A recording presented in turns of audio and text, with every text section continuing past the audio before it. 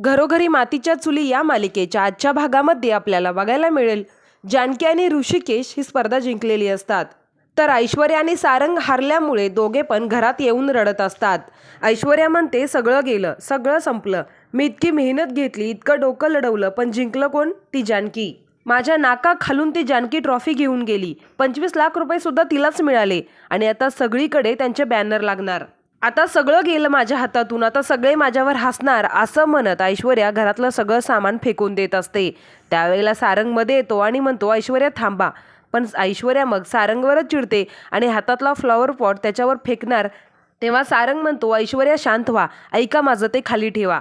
तेव्हा ऐश्वर्या ए म्हणून त्याच्यावरच ओरडते. तर ऐश्वर्या सारंगलाच ढकलून देते आणि तो फ्लॉवर पॉट सुद्धा फेकून देते. त्यावेळेला सारंग म्हणतो ऐश्वर्या तुम्ही शांत व्हा, ऐका माझं. आणि सारंगने असं म्हटल्यानंतर ऐश्वर्या खूप चिडते आणि त्याची कॉलर पकडत म्हणते काय ऐकायचंय मी?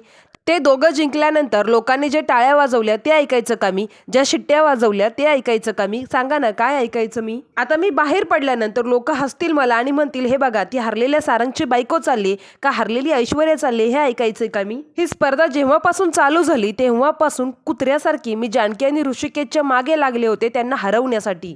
आणि तू काय केलं? स्वतःच्या जोरावरती एक तरी खेळ खेळलास का तू?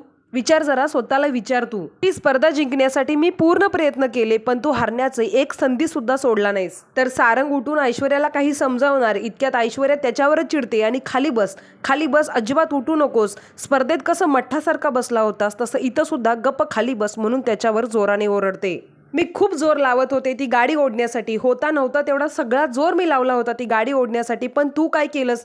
तू मध्येच त्या गाडीतून उतरलास.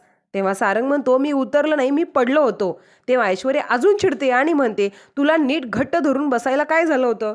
तुझ्यामुळे मी तोंडावर पडले, त्याचं काय करायचं? मला सांग, तुला काय येतं? तुला भीक मागता येते का? आणि येत नसेल तर ते शिकून घे, कारण आता आपल्यावर तीच वेळ येणार आहे. आपण कर्ज काढले आणि ती जानकी 25 लाख रुपये घेऊन गेली. सारंग रडत असतो. ऐश्वर्या सारंगला म्हणते मी ना एक सुचवते तुला, ज्या गाडीवर मी तुला ओढत होते ना तीच गाडी आपण घरी घेऊन येऊया आणि मुळशीच्या चौकामध्ये दोघे बसून भीक मागूया. सगळं गेलं, सगळं गेलं माझ्या हातून. इथं माझ्या आयुष्याला सुतक लावून ती जानकी तिकडं आनंद उत्साह साजरा करत असेल.